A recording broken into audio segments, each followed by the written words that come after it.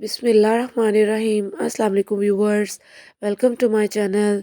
आई hope आप सब ठीक होंगे और जहाँ भी होंगे खुशबाश होंगे। तो जी व्यूवर्स, आज मैं आपके लिए शामी कबाब की बहुत ही यम्मी और आसान रेसिपी ले आई हूँ। इसके साथ होंगी कुछ ख़ास टिप्स एंड ट्रिक्स जो आपकी रेसिपी को बनाएंगे ख़ास। तो चले हम अपनी रेसिपी बनाना स्टार्ट करते हैं। तो जी यहाँ पर मैंने चने की दाल ले ली है हाफ़ के जी। इसे मैंने 2 घंटे के लिए पानी में भिगो दिया था। और यहाँ पे मेरे पास चिकन है 750 ग्राम। ये बॉइल्ड चिकन है, मैंने इसे बॉईल करके इसके रेशे बना लिए थे इस तरह से। और इसके साथ-साथ मेरे पास ये है यखनी। ये वही यखनी है जिसमें मैंने अपने चिकन को बॉईल किया था। ये तकरीबन 2 ग्लास है मेरे पास। इससे हमारे शामी कबाब का जो टेस्ट है वो बहुत अच्छा आएगा। और यहाँ पे मैंने प्याज ले लिए हैं। मैंने 2 मीडियम साइज़ जो है वो प्याज लिए थे और उन्हें रफली से काट लिया था। और ये मेरे पास लहसुन का एक पॉड है, मैंने देसी लहसुन इस्तेमाल किया है। और यहाँ पे मेरे पास अदरक है। और स्पाइसेस में मेरे पास एक बड़ी इलायची है। और इसके साथ-साथ मेरे पास 5 जो है वो लौंग हैं। और एक मेरे पास दालचीनी का टुकड़ा है। और 8 से 10 मेरे पास जो है वो साबुत लाल मिर्च है। और यहाँ पे हाफ़ टेबल स्पून मैंने हल्दी ली हुई है। और इसके साथ-साथ मेरे पास 1 टेबल स्पून जो है वो मैंने सॉल्ट लिया हुआ है, आप अपने टेस्ट के मुताबिक भी ले सकते हैं। और यहाँ पे मैंने 1 tablespoon red chilli powder भर के लिया है। तो जी अब क्या करेंगे, हम अपने सारे इंग्रेडिएंट्स को और स्पाइसेस को जो है वो दाल में ऐड कर लेंगे। और यहाँ पे एक बात का आपने ख़्याल रखना है कि यहाँ पे मैं प्रेशर कुकर में अपनी जो ये दाल और ये मटेरियल है सारा नहीं पकाऊंगी। मैं ये एक देगची ली हुई है मैंने, इसके अंदर मैं अपनी दाल को जो है वो कुक करूँगी। प्रेशर कुकर में आपने कुक नहीं करना, क्योंकि उसमें बाज़ दफ़ा ऐसा होता है कि दाल बहुत ज़्यादा गल जाती है, बहुत ज़्यादा सॉफ्ट हो जाती है और उसमें पानी रह जाता है। तो फिर वो आपके शामी कबाब इतने अच्छे नहीं बनते हैं, या समटाइम्स ऐसा भी होता है कि आपकी जो दाल है वो जल जाती है। तो आपने कोशिश करनी है कि आपने जो है वो देगची का ही इस्तेमाल करना है। बस ये छोटी-छोटी टिप्स एंड ट्रिक्स हैं, आपने इन्हें बिल्कुल एज़ इट इज़ फ़ॉलो करते जाना है। तो आपके शामी जो हैं वो बहुत ही अच्छे तैयार होंगे। और आप खुद भी खाना शामी इंजॉय करेंगी और अपनी फैमिली को भी इंजॉय कराएँगी। और यहाँ पे मैं इसके अंदर जो है वो अपनी चिकन की जो यखनी थी वो मैंने ऐड कर दी है इसके अंदर। अब मैं इन सारी चीज़ों को जो है वो अच्छे से मिक्स कर लूँगी। अपने सारे स्पाइसेस को, सारी चीज़ों को अच्छे से मिक्स कर लूँगी। और यहाँ पे मैं इसको कवर करके 30 टू 35 मिनट्स के लिए इसको पकने के लिए रख दूँगी। और फ्लेम जो है वो मैं मीडियम लो रख रही हूँ यहाँ पे। आपने भी बिल्कुल इसी तरह से करना है। तो जी यहाँ पे 35 मिनट्स हो चुके हैं। अब हम अपनी दाल की कंडीशन देखते हैं कि क्या है। तो जी आपको इसमें कुछ पानी नज़र आ रहा होगा, थोड़ा-थोड़ा पानी है इसमें। इस स्टेज पे आपने क्या करना है कि आपने ढक्कन नहीं लगाना, ढक्कन उतार देना है। और फ्लेम जो है वो थोड़ी-सी ज़्यादा कर देनी है ताकि हमारा पानी खुश्क हो जाए।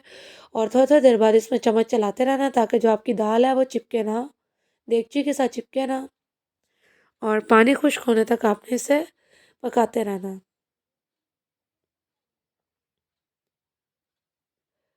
तो जी आप देख रहे हैं मैं चम्मच चला रही हूँ इसके अंदर। तो जी ये हमारा पानी हो गया, दाल का खुश्क हो गया है। अभी जो थोड़ा बहुत है वो भी हमारा ठीक हो जाएगा। अभी देखते हैं अपना अगला स्टेप। तो जी यहाँ पे मैंने दाल को एक बड़ी सी परात में जो है वो ले लिया। और इसके अंदर जो मैंने लौंग, बड़ी इलायची, दालचीनी और अदरक का टुकड़ा जो डाला था वो सारे जो है मैं इसके अंदर से निकाल लूँगी। और बड़ी सी परात, आपने बड़ी सी परात लेनी है या बड़ा सा थाल या बड़ी सी प्लेट लेनी है। और उसके अंदर आपने क्या करना है, दाल को अच्छे से फैला देना है ताकि हमारी दाल जो है वो ठंडी हो जाए। और जैसे ही जो आपकी दाल है वो ठंडी हो जाएगी, तो जो थोड़ा बहुत आपको इसके अंदर पानी नज़र आ रहा है वो भी अच्छे से ड्राई हो जाएगा। आप देख रहे हैं मैं दाल को किस तरह से फैला रही हूँ। बिल्कुल इसी तरह से आपने भी दाल को फैला देना है और इसे ठंडा होने के लिए 10 से 15 मिनट के लिए आपने रख देना है। तो जी यहाँ पे आप देख सकते हैं मेरी दाल जो है वो खुश्क हो गई है, उसका पानी जो है ऑलमोस्ट ड्राई हो चुका है। अब मैं इस मिक्सचर को जो है वो मैश कर लूँगी। तो जी यहाँ पे मैंने दाल के जो मिक्सचर को है वो मैश कर लिया। मैं इसके अंदर गरम मसाला पाउडर 1 टेबल स्पून, धनिया पाउडर 1 टेबल स्पून ऐड कर रही हूँ। और इसके साथ जो मेरे पास श्रेडेड चिकन था मैंने वो भी ऐड कर लिया इसके अंदर। और अब मैं इन्हें मिक्स कर रही हूँ।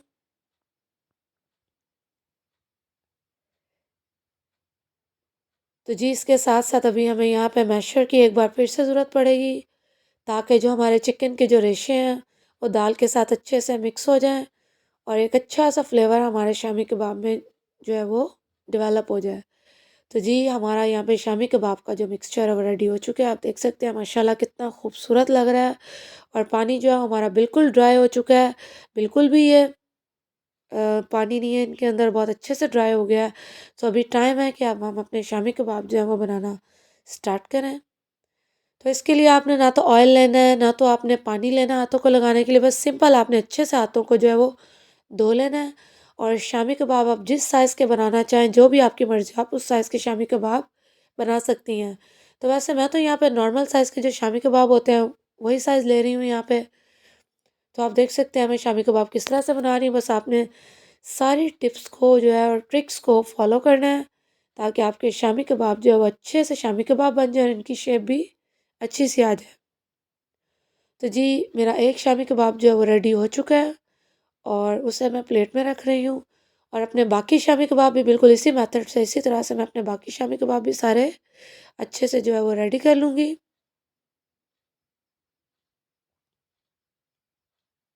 بس آپ نے میری ویڈیو کو غور سے دیکھنا ہے تاکہ کوئی بھی چیز مس نہ ہو آپ کی۔ تو جی یہ میرے شامی کباب جو ہے ریڈی ہو چکے ہیں، اور ماشاءاللہ میرے 21 جو ہے وہ شامی کباب ریڈی ہوئے ہیں۔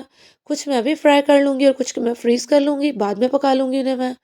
تو جی یہاں پہ میں نے 2 ایگز لیے ہیں، اور انہیں اچھے سے میں نے مکس کر لیا ہے، اور یہاں پہ میں نے پین میں آئل لے لیا ہے۔ آپ دیکھ سکتے ہیں میں نے کتنا سا آئل لیا، اور اسے اچھے سے گرم کر لینا ہے آپ نے میڈیم فلیم پہ، اور ٹھنڈے آئل میں آپ نے کبھی بھی اپنے شامی کباب جو آپ کے ہوں گے انہیں ایڈ نہیں کرنا، نہیں ڈالنا۔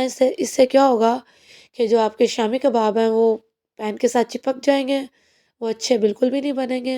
اور اسی طرح سے یہاں پہ میں اپنے سارے شامی کباب جو ہیں وہ آئل میں ڈال لوں گی، اور آپ نے یہاں کرنا کیا ہے کہ اپنے شامی کباب کو بار بار چمچ نہیں لگانا، ایک بار جب آپ ایڈ کر لیں آپ نے چمچ نہیں لگانا، تاکہ آپ کے شامی کباب کی جو شکل ہے وہ شیپ خراب نہ ہو۔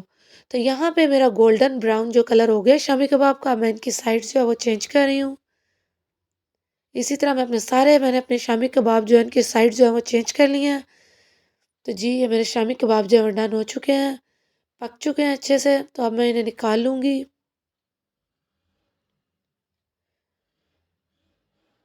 تو جی شامی کباب جو ہے وہ ریڈی ہیں ہمارے، بہت مزے کے لگ رہے ہیں، اور بہت اچھی خوشبو آ رہی ہے۔ آپ اسے رائتے کے ساتھ کھائیں، کیچپ کے ساتھ کھائیں، یا کوئی بھی سوس جو آپ کو پسند ہو آپ اس کے ساتھ کھائیں، خود بھی انجوائے کریں اور اپنی فیملی کو بھی انجوائے کرائیں، اور مجھ سے اس ریسپی کا فیڈ بیک ضرور شیئر کیجیے گا، اور میرے چینل کو سبسکرائب کرنا اور لائک کرنا مت بھولیے گا۔ اللہ حافظ۔